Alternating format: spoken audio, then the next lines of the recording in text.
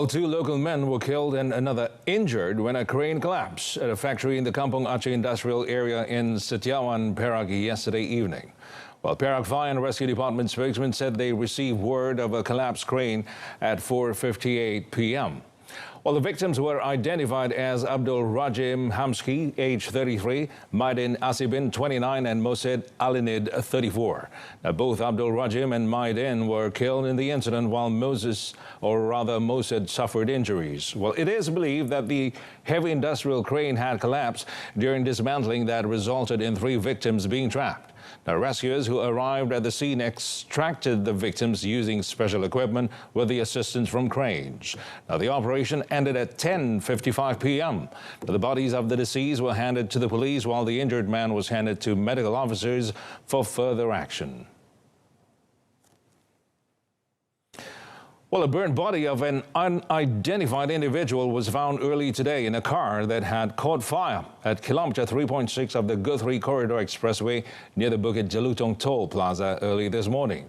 Well, Shah Alam Police Chief ACP Muhammad Iqbal Ibrahim said preliminary investigation found that the driver of the red Mazda car lost control of the vehicle, which veered to the left of the road and caught fire.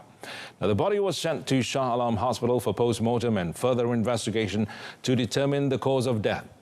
Well, earlier, Selangor Fire and Rescue Department JBPM Director Norazam Kamis said firefighters received a distress call at 1:15 a.m.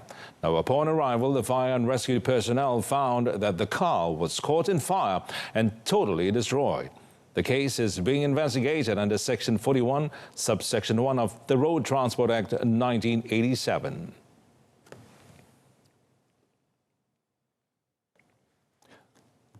Well, police detained a former politician who had contested in the 14th general election for involvement in a case of human trafficking in a series of raids in Pulau Pinang and Kedah since 27 October. Now, State Police Chief Dato Muhammad Suhaili Muhammad Zain said the man in his 50s, who claimed himself to be a Dato, was arrested in his house in the Northeast District at 8:25 p.m. on Sunday, following the arrest of 10 other individuals in the raid. Well, acting on information and intelligence obtained over the past 2 weeks, police arrested a man in a raid at a shop in Simpang Ampat, Nibong Tebal. Well, the police rescued 7 victims in the premises, which had been turned into a drug and alcohol rehabilitation center. Now, several other raids conducted by Pulau Pinang and Kedah contingent police resulted in the arrest of 6 men and a woman, as well as the rescue of 3 men before the raid on the house in the Northeast District and the arrest of the Dato together with a woman and man, as well as rescuing 3 men. Initial investigations found that Dato, who was suspected of being the syndicate's mastermind, is the center's founder. Yang telah bertanding pada PRU 14 tempoh hari di peringkat Parlimen dan juga ADUN, namun beliau kalah kedua-dua tempat dan juga hilang wang pertaruhan. So, saya tidak mahu perkara ini kemudian dipolemikan sebagai satu tindakan bertintakan politik dan sebagainya. Ianya jelas dan ketara bermula daripada siasatan yang menunjukkan bahawa adanya kesalahan anti permandangan manusia. Ya, so tidak timbul lagi soalan-soalan ataupun polemik-polemik berbentuk politik. Well, according to Dato Muhammad Suhaili, all victims claimed that they were tortured, beaten, as well as forced to work without wages and holidays and chained up. They said they were only given a small amount of food, while the center was equipped with closed-circuit cameras to monitor their movements.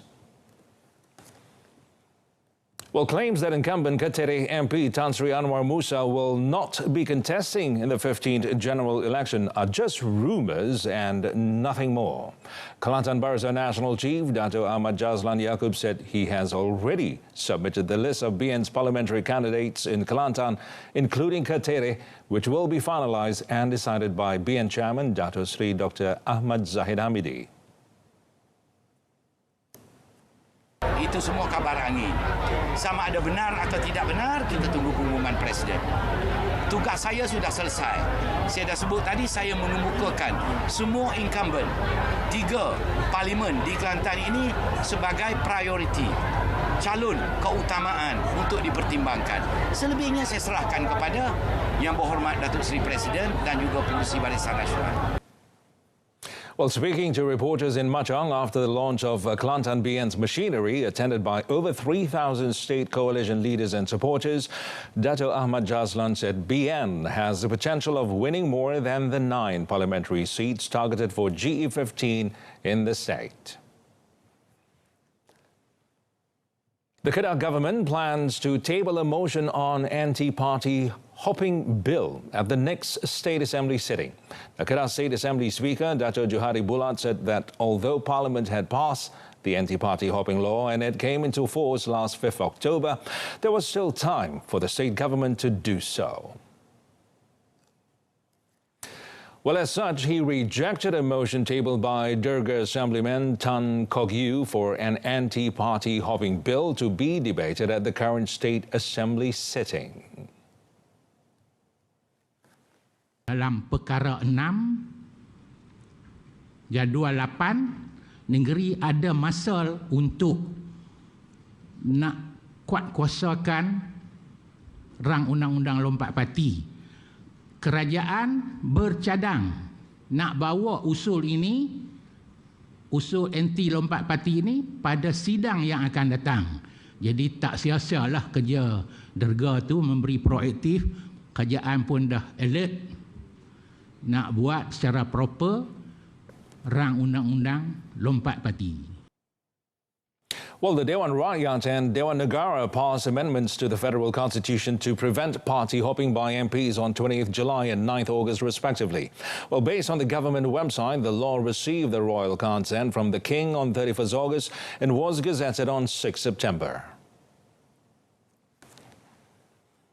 And onto the business scene. Now, farmer Niaga Berhad has ventured into the second largest world consumer market, China, through inking a significant collaboration with JD.com, the Republic's biggest online company by revenue. Now, Farmer Niaga Group Managing Director Dato' Zulkarnain Mat Yusof said the partnership would enable the company's access to 570 million JD.com users and subsequently to a population of over 1.4 billion in China. Kita tahu untuk masuk ke negara China, especially our pharmaceutical product, is not easy because China is the biggest pharmaceutical suppliers as well, especially on the API. Walau bagaimanapun kita percaya dengan produk-produk yang ada di Farma Niaga merupakan produk-produk autentik. Satu, yang keduanya is very highly recognized. Well, to kickstart the initiative, Farmer Niaga plans to initially list its over-the-counter OTC products in the Malaysian pavilion on the platform by January 2023. Dato' Zulkarnain also said the partnership is expected to increase the current revenue of the star OTC products by 100% to 150% in the first year, with expected revenue to reach $30 million by 2025, with other products being introduced on the JD.com platform. Tell you stories, Relevant, new, efficient, accurate. reliable. We bring you extraordinary stories from around the world, from politicians, bankers, and even your favorite celebrities. This and many more on RTM's English News.